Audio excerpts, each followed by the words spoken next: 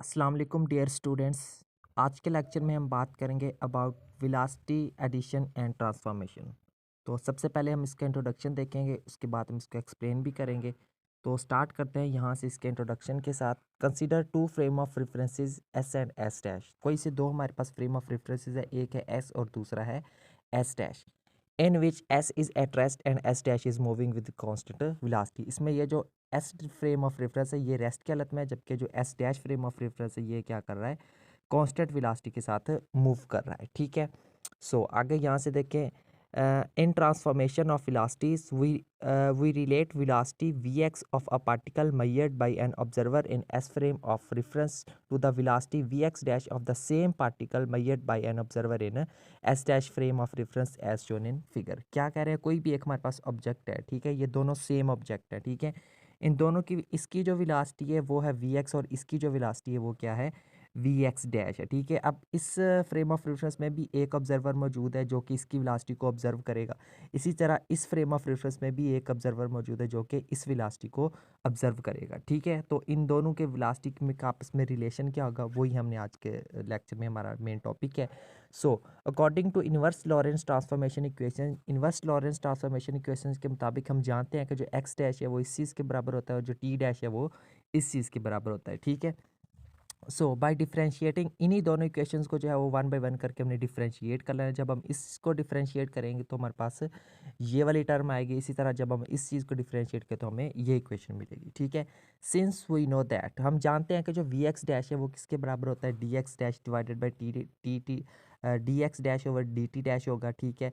सो हम जहाँ जहाँ पे आपको वी एक्स जो है वो नज़र आ रहा है, अब हम वहाँ पे ये जो है वो उसकी वैल्यू पुट कर सकते हैं। ठीक है।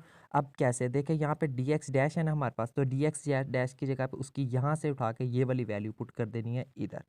ठीक है, उधर पुट कर दी हमने। ठीक है। उसके यार नीचे देखें डी डी टी डैश है, तो यहाँ से उसकी वैल्यू लेके हमने जो है वो यहाँ पे इसके डिनोमिनेटर में पुट कर देनी है। ठीक है। जब इसको थोड़ा सा सिंप्लीफाई करेंगे तो हमें क्या मिलेगा, V x dash is equal to this equation. उसके बाद देखिए हमारे पास जो है वो नेक्स्ट, अब देखिए नीचे वाली टर्म में से जो है वो डी टी को कॉमन ले लेना। जब डी टी को कॉमन लेंगे तो हमें ये वाली इक्वेशन मिलेगी। ठीक है।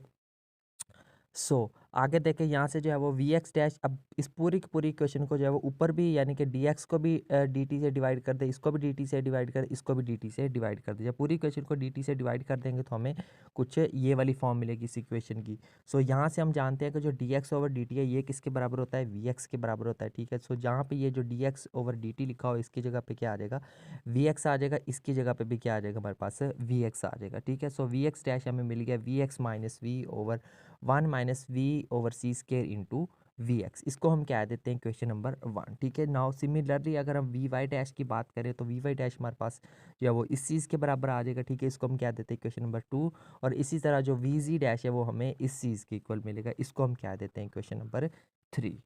ठीक है स्टूडेंट, तो ये तीनों इक्वेशंस हमने ड्राइव कर ली। उसके बाद अगर हम बात करें, अगर हम इनकी जो इन्वर्स वेलोसिटी ट्रांसफॉर्मेशन है, तो इन्वर्स वेलोसिटी ट्रांसफॉर्मेशन में हम जानते हैं कि जो according to Lorentz transformation equation, Lorentz की जो ट्रांसफॉर्मेशन इक्वेशंस हैं उनके मुताबिक हम जानते हैं कि जो एक्स के जो है वो इस चीज़ के बराबर होता है, जो टी है जो इस चीज़ के बराबर होता है। ठीक है। बाय डिफरेंशिएट, इनको भी डिफरेंशिएट करना है जैसे अभी हमने ऊपर किया था। ठीक है। तो ये इस चीज़ को भी, टर्म को भी डिफरेंशिएट करना है। ठीक है। सिंस वी नो दैट, हम जानते हैं कि जो वी एक्स बराबर होता है वो D x over d T के बराबर होता है। ठीक है। सिमिलरली यहाँ से डी एक्स और डी टी की ये वाली दोनों वैल्यूज़ जो है वो यहाँ पे पुट कर देनी है। ठीक है। जब हम इसको पुट करेंगे तो हमें कौन सी वाली इक्वेशन मिलेगी, ये वाली इक्वेशन मिलेगी। ठीक है। इसको जब हम थोड़ा सा सिंप्लीफाई करेंगे यानी कि ये वाली टर्म आपस में कैंसिल आउट हो जाएंगी तो हमें वी एक्स इस चीज़ के इक्वल मिलेगा। ठीक है। यहाँ से जो है वो नीचे डिनोमिनेटर में डी टी को कॉमन ले लेना तो हमें ये वाली टर्म मिलेगी। अब पूरी इक्वेशन के हर एक टर्म को जो है वो डी टी डैश के ऊपर डिवाइड कर देना है तो हमें ये वाली इक्वेशन मिल जाएगी। ठीक है। तो यहाँ से हम जानते हैं कि ये जो डी टी ओवर सॉरी ये जो d x over d t है ये किसके बराबर होता है, x dash v x dash के बराबर होता है। ठीक है। तो उसकी जगह पे हम जब उसको रिप्लेस करेंगे तो हमें ये इक्वेशन मिल जाएगी। ठीक है। इसको हम कह देते हैं क्वेश्चन नंबर फोर। सिमिलरली अगर हम वी वाई की बात करें तो हमारे पास इस चीज़ के इक्वल आ जाएगी और जो वी जी है वो हमारे पास इस चीज़ के इक्वल आ जाएगा। ठीक है स्टूडेंट्स, तो बस यही था हमारा आज का लेक्चर जिसमें हमने वेलोसिटी इक्वेशंस को डिस्कस किया है, उनके इन्वर्स वेलोसिटी ट्रांसफॉर्मेशन को भी डिस्कस किया और वेलोसिटी ट्रांसफॉर्मेशन को भी डिस्कस किया है। ठीक है। तो उम्मीद करता हूँ लेक्चर ये इसको आपको क्लियर हुआ होगा टॉपिक आज का। सो मिलते हैं नेक्स्ट टॉपिक में, नेक्स्ट लेक्चर में किसी और टॉपिक के साथ। तब तक के लिए टेक केयर एंड अल्लाह हाफिज़।